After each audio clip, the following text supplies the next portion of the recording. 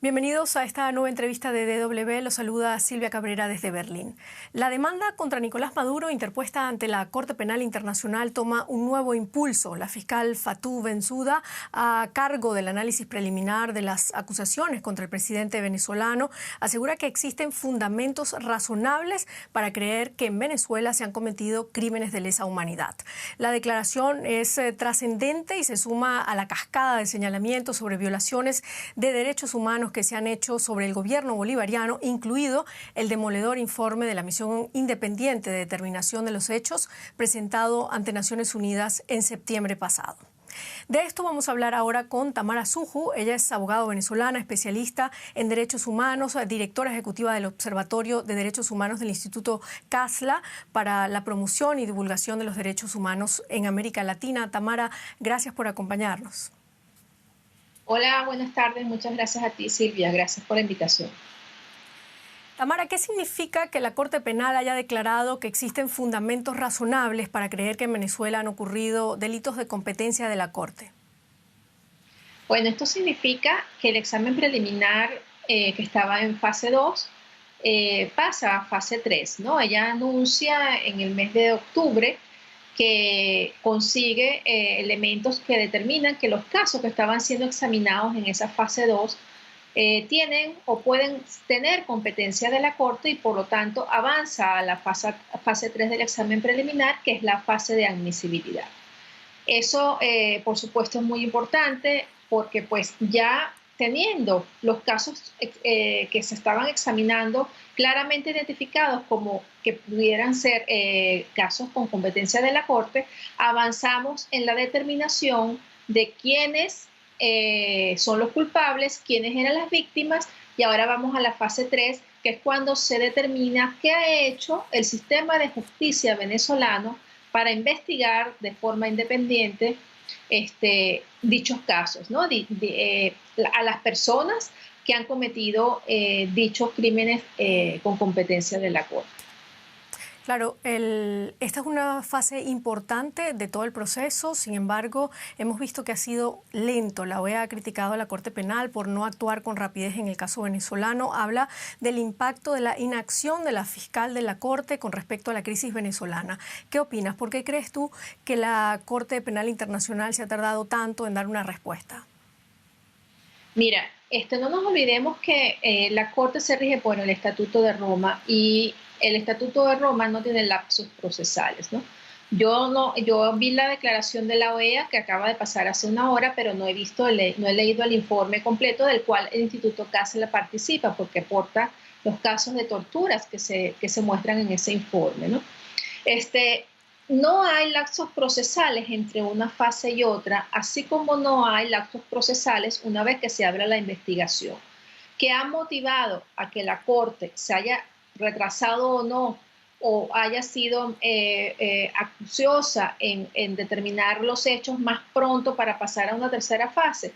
Yo lo que pienso, y te puedo hablar por la interacción que el Instituto CASLA tiene con la Corte directamente, porque además alimentamos los expedientes que tenemos día a día. Incluso pues el último envío lo hicimos el día de ayer sobre torturas en específico.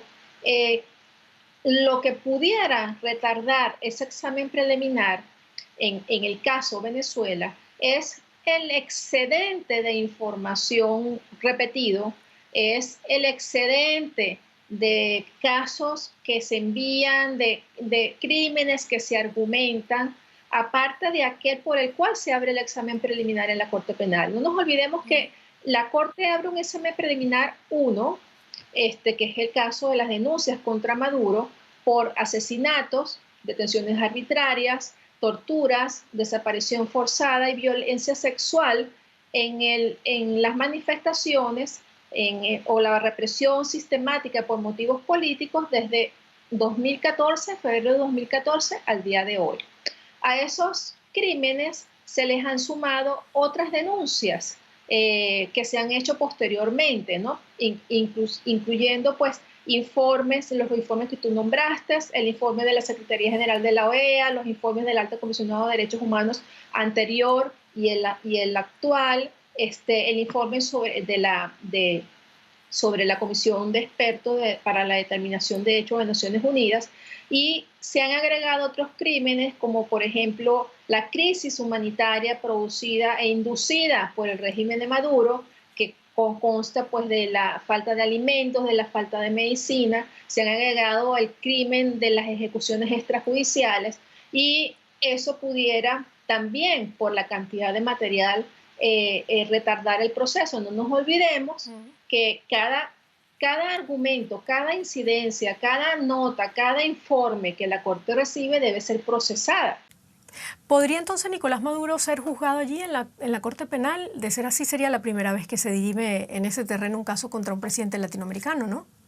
Sí, eso es correcto. Sería la primera vez en contra de un presidente latinoamericano, esté en funciones o ya no esté en funciones, ¿no? No nos olvidemos que la Corte Penal es el único organismo internacional que puede juzgar a un presidente en funciones. Pero te puedo comentar una cosa, no hay vuelta atrás en el crimen. Por ejemplo, en los crímenes de las detenciones arbitrarias, desaparición forzada, torturas y violencia sexual que se han denunciado. Si hay un crimen que no tiene vuelta atrás en Venezuela, es la tortura. Es el horror que han vivido cientos de víctimas en las cárceles venezolanas dirigidas por organismos de inteligencias y por organismos represivos.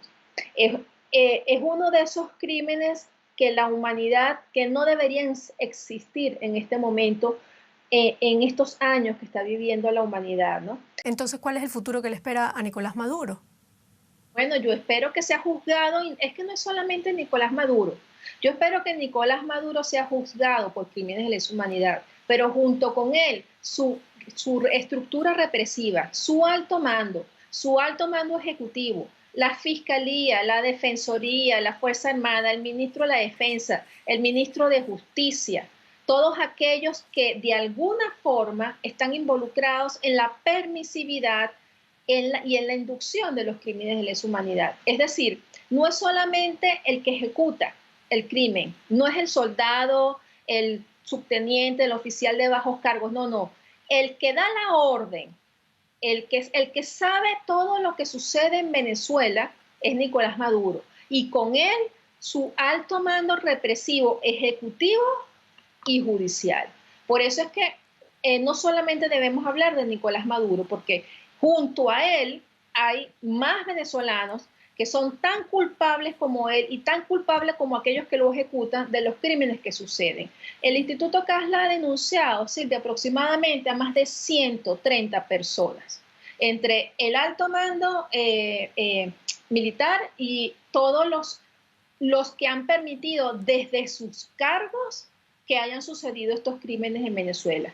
Nosotros, por supuesto, no aspiramos a que todas esas personas sean juzgadas, pero sí por lo menos a que todos aquellos que formaron parte de la primera, voy a hablarte como hablan ellos, del primero y el segundo anillo de protección de un régimen criminal, sean juzgados en tribunales internacionales independientes. Es decir, en Venezuela en este momento no podemos aspirar a que haya justicia, ni siquiera cuando exista un cambio de gobierno, porque esa estructura represiva va a continuar y el sistema judicial tiene que tener unas profundas reformas y sustituciones de personas que han permitido lo que ha sucedido en Venezuela.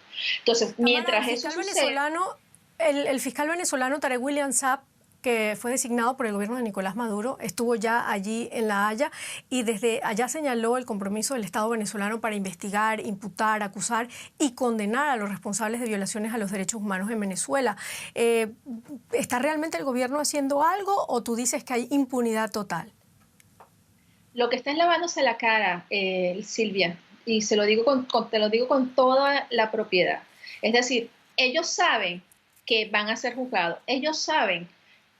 La mayor sorpresa de Tarek William Saab cuando estuvo en la Corte Penal Internacional hace poco es que la Corte le dijo en su cara que estaba muy bien que ellos se presentaran allá llevando evidencias, pero que ella había decidido que se iba a pasar a tercera fase porque había conseguido que había lo suficiente que tenía lo suficiente información sobre los crímenes para considerarlos como como competencia de la Corte Penal. Entonces, ¿qué sucede? Que ellos están en este momento, si tú revisas las noticias venezolanas, tratando de alguna forma de lavarse la cara ante las exigencias de las distintas organizaciones internacionales y de la Corte, de investigar de forma imparcial e independiente los crímenes que se han cometido. Ellos han empezado a soltar presos políticos que tenían más de un año con el tiempo de pena cumplida y que ahora se les ocurre soltarlos porque la exigencia de las distintas organizaciones, ¿no?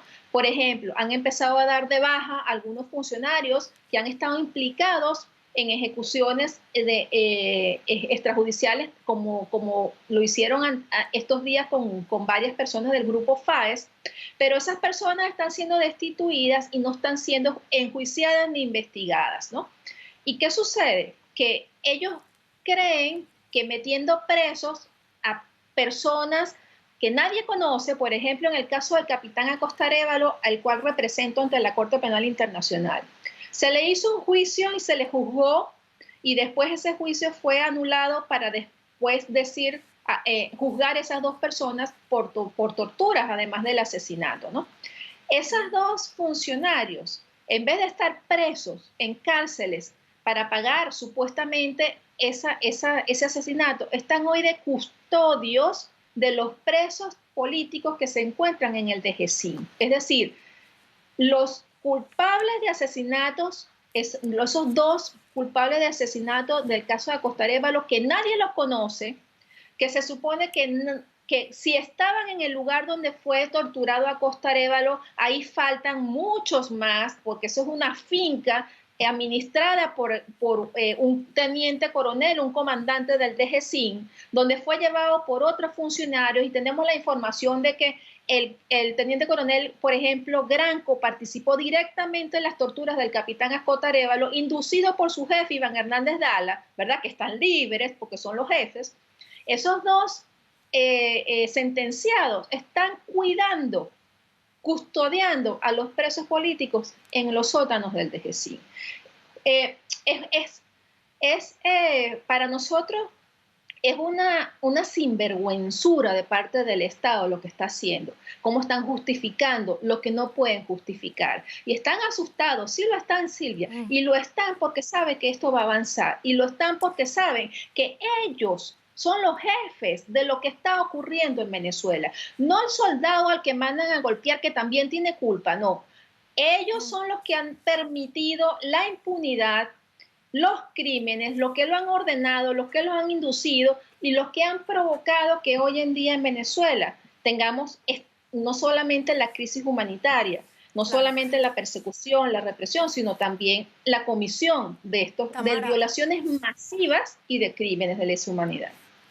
Tamara, ¿crees que esa pasividad de la que habla la OEA, con la que hasta ahora ha actuado la Corte Penal, puede alentar al gobierno de Nicolás Maduro a cometer más crímenes en la creencia de que puede actuar con esa impunidad de la que tú estás diciendo? Mira, yo te aseguro que eso está cambiando en este momento, ¿no? Y está cambiando a raíz de tanta información que ha surgido sobre la Comisión de los Crímenes, con el informe de la Comisión de Determinación de Hechos, con el informe seguramente que ha publicado hoy en día la Organización de Estados Americanos, con los informes de las distintas ONGs. Nosotros vamos a publicar un informe en los próximos días, el informe anual de Cásela, donde vamos a demostrar que este crimen ha sucedido, pero de forma peor, que hemos conseguido otros centros clandestinos de tortura, porque si ellos quisieran cesar esos crímenes, Silvia, hoy en día no existiera o no estuvieran produciéndose o reproduciéndose más centros de tortura clandestinos y más cárceles para torturar. ¿Y dónde están esos centros de tortura? ¿A qué centros de tortura te refieres? ¿Dónde están ubicados? Están ubicados en varios lugares de Venezuela, pero sobre todo en la Gran Caracas, en el Distrito Capital, ¿no? Te puedo hablar y vamos a publicar la ubicación por lo menos de 3 de ellos, donde han llevado a las víctimas. Yo los llamo lugares primarios de tortura. ¿Y por qué los llamo así? Porque cuando son detenidos, antes de llevarlos a los organismos de seguridad, a las sedes, los llevan a estos centros de tortura y los mantienen desaparecidos por días, por semanas, como tuvieron a Costarévalo y su grupo, que los tuvieron 8 días desaparecidos, perdón, 6 días desaparecidos hasta que los presentaron en tribunales, o llevan a las familias, padres, madres, hijos, conocidos de personas que están buscando, los llevan a esos lugares para retenerlos y torturarlos, ¿no? ¿Y qué tipo de tortura les practican? Generalmente a las víctimas las peores torturas que te puedas imaginar. Es decir, shock eléctricos, colgamientos, asfixias, ahogamientos, incluso violaciones o intentos de violación. Te puedo describir que hay víctimas a las que le han metido cables, agujas en las uñas para después poner electricidad. Hay otras víctimas a las que le han reventado las uñas de los pies a punta de golpe, los han colgado en poleas con los brazos atrás para desprender los hombros, los han bañado con agua fría y después le ponen los cables de electricidad, los han acostado en panelas de hielo para poner la electricidad mientras están acostados en panelas de hielo. Es terrible, o sea, la descripción de las torturas a las cuales son sometidas las víctimas, las veces que se desmayan en los ahogamientos o en las asfixias con bolsas plásticas llenas de productos tóxicos, te dice a ti que ¿dónde está esa línea entre la vida y la muerte en la que divide la vida y la muerte de personas que son asfixiadas o ahogadas y se desmayan? Y para más horror, cuando se desmayan, la forma de revivirlas o de volverlas en sí es aplicándole shock eléctricos para seguirlas torturando. Esto Tamara, ocurre en Venezuela. es terrible lo que nos estás contando. ¿No tienes miedo de hacer esas denuncias así de manera tan pública? No, no, no, no. No tengo miedo ni de hacer las denuncias ni de exponer sus caras, porque las caras las tenemos. Las caras de los peores torturadores en Venezuela, aparte de los jefes, están publicadas en mis redes, en Twitter, porque a ellos hay que mostrar sus caras públicamente, porque hay que decirles que el mundo los reconozca para que no se nos olvide el horror que ellos han provocado. Y también denunciamos el caso de la represión sistemática ejercida en Venezuela por parte del régimen cubano, porque es que no solamente los venezolanos están siendo torturados por venezolanos, los venezolanos están siendo torturados por cubanos, permitido por el régimen de Nicolás Maduro, que es algo que jamás los venezolanos podremos olvidar y podremos perdonar, que hayan traído oficiales de inteligencia cubanos, hayan incluso uniformado a oficiales de inteligencia cubanos en centros clandestinos de tortura para torturar a nuestros compatriotas. Ellos están identificados, además están los testimonios de sus víctimas y el Instituto CASLA denunció al Estado cubano en la Corte Penal Internacional por perpetrar crímenes de lesa humanidad dentro de Venezuela.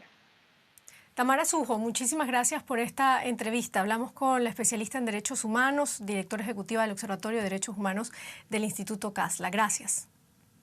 Gracias a ti, Silvia. Muchas gracias.